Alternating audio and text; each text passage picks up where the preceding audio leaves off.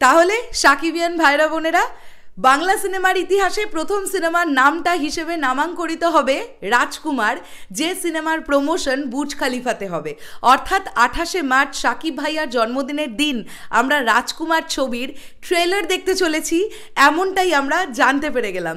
Hello everyone, আশা করছি তোমরা সবাই খুব ভালো আছো। রাজকুমারের প্রেস মিট হয়ে গেল কিছুক্ষণ আগে, আমি দেখলাম গোটা প্রেস মিটটা, এবং আমার মনে হয় তোমরাও সাকিবিয়ান ভাইরা বোনেরা প্রত্যেকেই দেখেছো। এবং এই বিষয়টা, এই প্রেস মিটটা থেকে আমরা একটা ব্যাপার তো অবগত হয়েই গেলাম।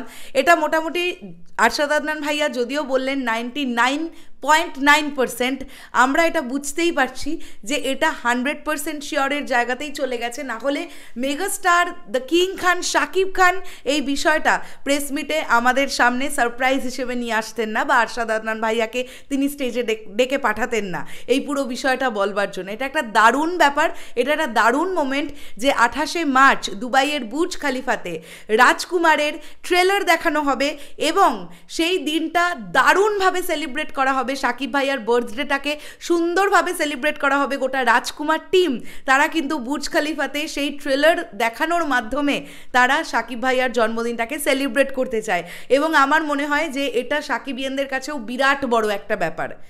ডেফিনেটলি অবশ্যই বড় একটা ব্যাপার। দেখো, আজকে রাজকুমার বলি বা দরদ বা দর্দ বলি, যে সিনেমারই হোক না কেন, দুবাইয়ে প্রমোশন হচ্ছে মানে এটাই তো একটা বিরাট বড় ব্যাপার না? এটাই একটা বিরাট বড় ব্যাপার।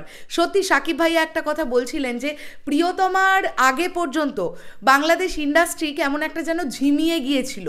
প্রিয়তমা সেই জার্কটা আবার ইন্ডাস্ট্রিকে দিল, এবং তারপরে একের পর এক মানে মারাত্মক মারাত্মক কাজ নিয়ে সাকিব ভাইয়া আসছেন। আর বাংলাদেশে উনি একাই কিং খান, মানে ওনার জায়গা নেওয়ার আর কারোর ইতিমধ্যে কেন আজ থেকে 20 বছর পরে গিয়েও কেউ আর ওনার জায়গাটা নিতে পারবে কিনা যথেষ্ট সন্দেহ আছে। হতেই পারে সাকিব ভাইয়ার জায়গাটা জুড়ে উনি একাই থাকলেন।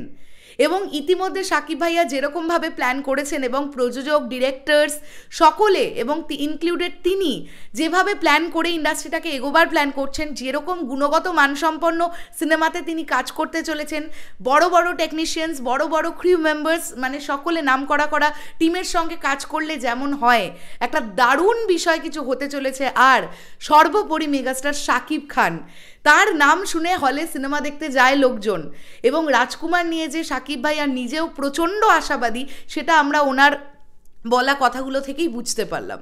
তাহলে সাকিবিয়ানরা রেডি হও, 28শে মার্চ আমি জানি সাকিবিয়ানরা তোমরাও মানে বড় করে সাকিব ভাইয়ার জন্মদিন নিশ্চয়ই সেলিব্রেট করবে। তোমাদেরও কারোর কিছু কিছু প্ল্যানিং আছে নিশ্চয়ই। তার সঙ্গে সঙ্গে আমরা অপেক্ষা করব কখন সোশ্যাল মিডিয়ায় সেই ভিডিও আমরা দেখতে পাবো যেখানে বুর্জ খালিফায় চলবে রাজকুমারের ট্রেলার। ওয়াও, জাস্ট দারুণ বিষয় ক্রিয়েট হবে, আমরা সবাই অপেক্ষা করছি। আর চলে যাওয়ার আগে বলি যে আজকে এই অনুষ্ঠানটির যে মঞ্চটা যেভাবে সাজানো হয়েছিল, বা পুরো অ্যাম্বিয়েন্সটা যেরকম ক্রিয়েট হয়েছিল, আমার দারুণ লেগেছে।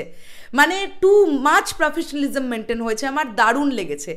এবং প্রত্যেকে এত সুন্দরভাবে একটা এত অল্প সময়ের অনুষ্ঠান এত সুন্দরভাবে ব্যাপারটাকে কমপ্লিট করলেন, জাস্ট দারুণ লেগেছে। আর সাকিব ভাইয়াকে নিয়ে নতুন করে কি বলবো, তোমরাই কমেন্ট করে জানাও তাকে দেখতে কেমন লাগছিল। আবারও একবার আমরা বুঝতে পারছি তিনি তুফানের লুকের জন্য সম্পূর্ণরূপে হয়তো প্রস্তুত, তো আমরা দেখতে পাচ্ছি তার লুকে কিন্তু চেঞ্জেস আসছে। ঠিক আছে, শেষ করলাম ভিডিওটা। তোমাদের কি বক্তব্য অবশ্যই কমেন্ট করে জানাও। দেখা হচ্ছে আবার খুব শিগগিরই। তাহলে এখনের জন্যে টাটা।